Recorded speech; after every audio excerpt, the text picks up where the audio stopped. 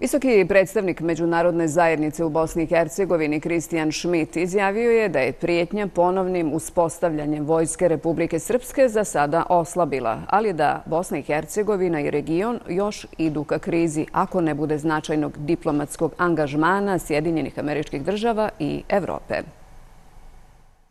Šmit je u intervju za Guardian rekao da su regionalni lideri uvjerili Milorada Dodika da obustavi svoje planove za povlačenje vojnika iz oružanih snaga BiH i da ponovo napravi vojsku Republike Srpske. Vidimo da je nakon mnogo razgovora, uključujući i one u susjedstvu, dobio poruku da niko neće prihvatiti način koji vodi povećanom potencijalu političkog i nadamo se da ne vojnog sukoba.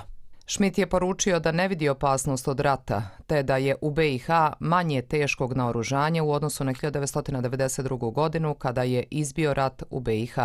Srećom ima premalo raspoložive vojne imovine.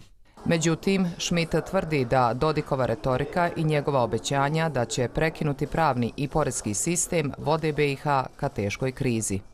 Ova samoispunjavajuća taktika došla je do tačke u kojoj se on ne može vratiti, a da ne izgubi obraz.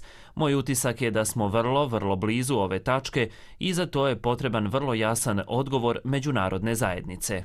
Šmit je dodao da je izazov takvog raspada BiH to što se to ne može ograničiti samo na Bosnu i Hercegovinu.